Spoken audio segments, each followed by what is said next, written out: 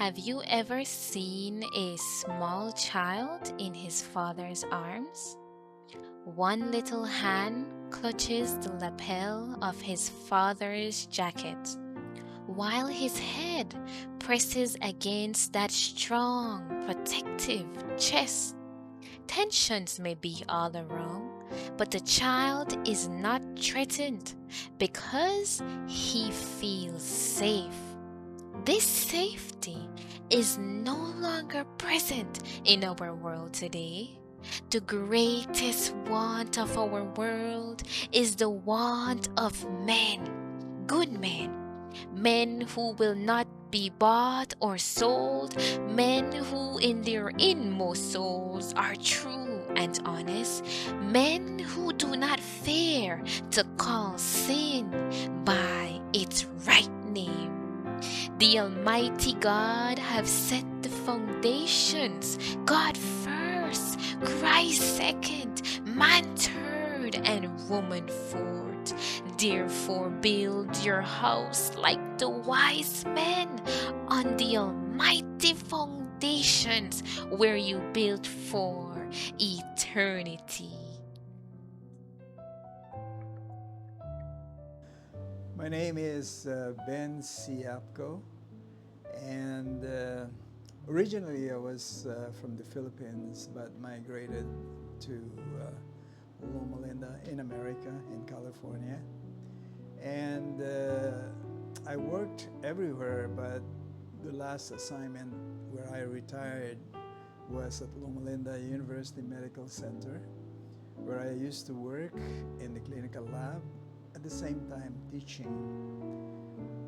And now, right after my retirement on May 31, 2012, I was pulled by the university because of the acute need in our hospitals and clinics, labs all around the world, in Africa, South America, Central America, in Nepal area, Sri Lanka. And so I work for them as a volunteer for the last 13 and a half years,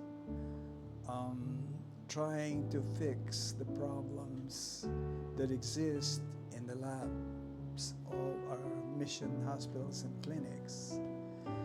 The Bible wanted us to be the head and not the tail. But since I retired, our mission hospitals and clinics have been neglected, and we've been actually the tail and not the head in all our mission, in all our healthcare clinics around the world, outside the United States, and of course Europe. So I am working as a volunteer, as a clinical laboratory consultant, trying to fix the problems and improve the skills, building capacity in the clinical laboratory staff all over. I've been to so many countries, and we have about close to 40 different mission and hospitals scattered all around the world. And most of them I have visited and actually helped out.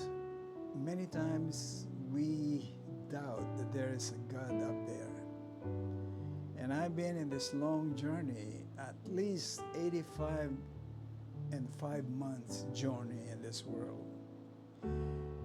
And I believe firmly ever since that this world was designed by God with you and me in it. It's all been planned.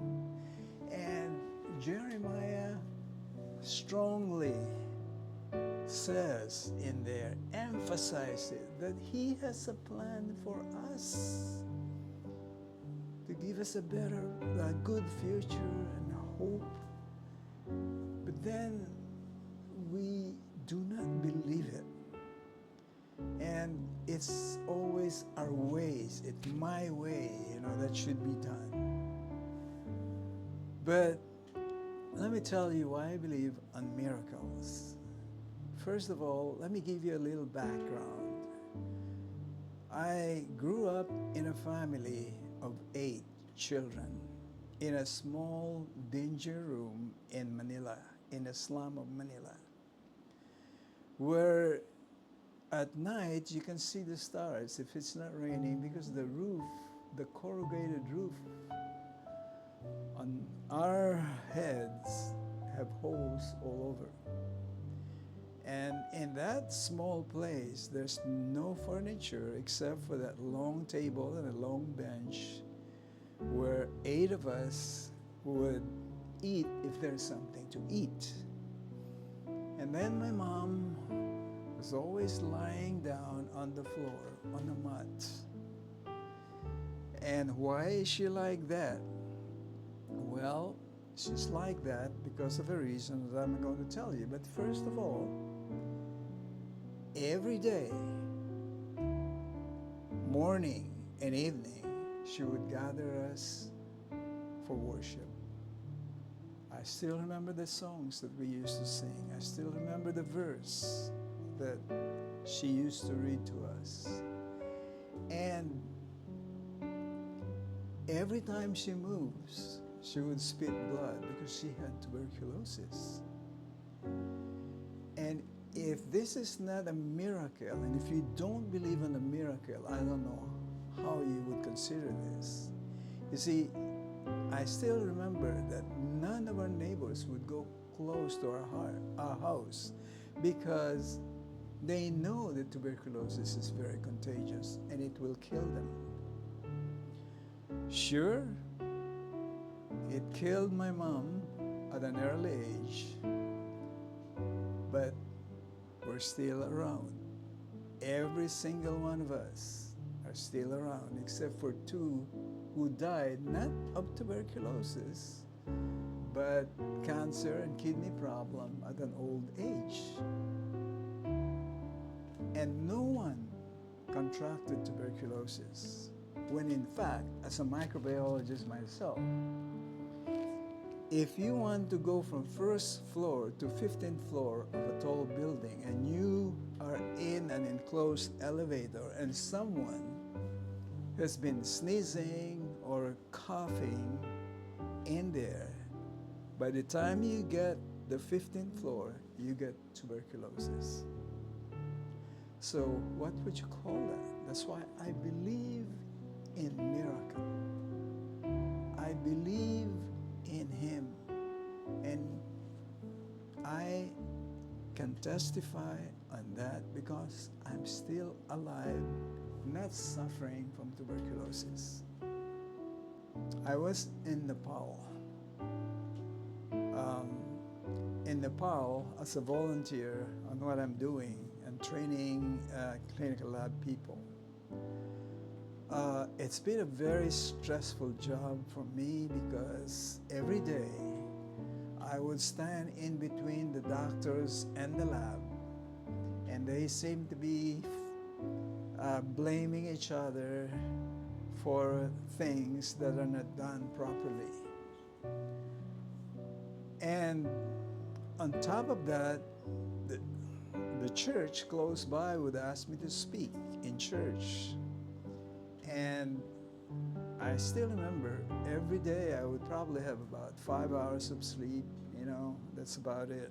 Until one night I was very tired and I said, let me just sleep a little bit early at 9 o'clock. So I lay down at 9, but at 10 p.m. I was waken up by a very, very painful chest, as if an elephant was sitting on my chest. And so I thought that was the end. So I said, Lord, if this is it, I'm willing to accept it. This is the end of my journey. So I called my wife and said goodbye, but she said, go to ER, go to emergency room. So I went to the emergency room. They hooked me up to the blood pressure monitor, and they found out that my blood pressure was 200 over 100, which is very, very high. And so I called Loma Linda and mentioned to them that this is my situation. And I was told by the president of Adventist Health International, who is also the president of the Loma Linda University, that I should come home because my health is very important. And when I got home, I wheeled from one airport to the airport in a wheelchair, of course, because I was weak. And when I got to Loma Linda, they arranged that I go into a catheter lab so that they would find out what's wrong, why I was having that chest pain. And so before they inserted the long catheter right here in my blood vessel on my right arm up to my heart, I asked the doctor, how long will it take? Well, it will probably take 1 hour to 1.5 hours. Okay, so they gave me a very, very nice anesthesia, which is called propofol. And with that anesthesia, you don't feel anything, you're wide awake, and you can converse to the doctor. And so I noticed that they were pulling the catheter after about 15, 20 minutes, And I asked the doctor, what's going on? And he didn't answer my question. In return, he asked me a question. What kind of a lifestyle do you live? Why you ask me that question? I've asked you the first question. You should answer me. Well, the reason why I asked that question is because your blood vessels look like the blood vessel of a 20-year-old person. And we're expecting that you should have a lot of plaques and blockage in your blood vessels. But here you are, you're nothing in there. And that is one miracle right there. The reason why I had that chest pain was because of cortisol. Cortisol is a stress hormone. And when your cortisol goes up because of the stress that you're going through, it will mimic and it will feel like you're having a heart attack. And so, to me, that is God's way of assuring me that I'm not going to die out there of stroke. Because at 85 and a half, it can happen to anyone. It can happen to even younger people. I've seen it. My students had it. My students, former students, were younger than I am, and they had that problem.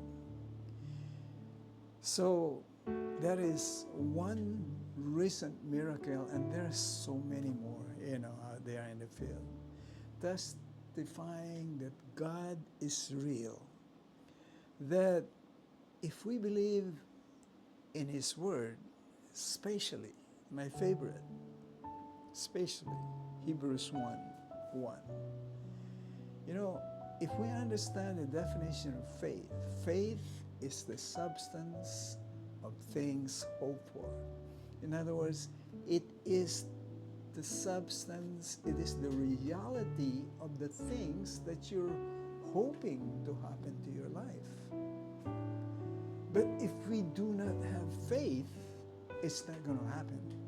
If we waver, it's not going to happen. So, and faith is an action word. It's not a dead word. That's why faith without work, according to Paul, is dead.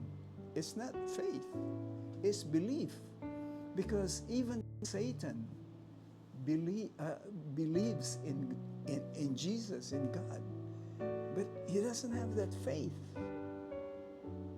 That's why he doesn't obey, because he doesn't have faith, but he believes. So, anyway, that is the key. If we have faith, God is going to make it happen to us. His plan of giving us a future and a hope, it's going to happen if we have faith. If we trust God, if we have faith in Him, what He did to me, He's going to do it to you too. Because He loves us so much. That's why He suffered on the cross for us. He wouldn't do that, if He doesn't love us. And, many of us only think that there's so much more of that. He lost His dignity on that cross. I don't know if you realize that when He was dying on the cross, He was naked, He was wounded for us because of that love. And if we believe in that, He is going to do the same for you, because He doesn't play favoritism at all. He loves each and every one of us. And what is really amazing is, if you have that faith that I'm talking about, and you're willing to be used by Him for His glory, not for us, but for His glory, 100%, He is going to fulfill His promise. Why did I say that? I mentioned that in the Bible, there's actually 7,487 promises, good promises for us. The problem is, we do not have that faith. That's why it doesn't happen. But He is serious. He's going to do and fulfill those promises. Why? What's my evidence that He's going to fulfill those promises? First, He cannot tell a lie. He is very powerful. He can resurrect someone from the dead. He can do anything, but He cannot lie. Number two that He cannot do is, you have the power of choice. He cannot take that away from you.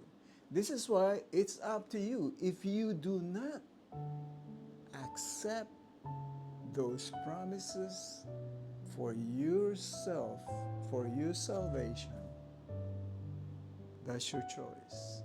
But we cannot blame God, or we cannot say that God doesn't exist. He is there.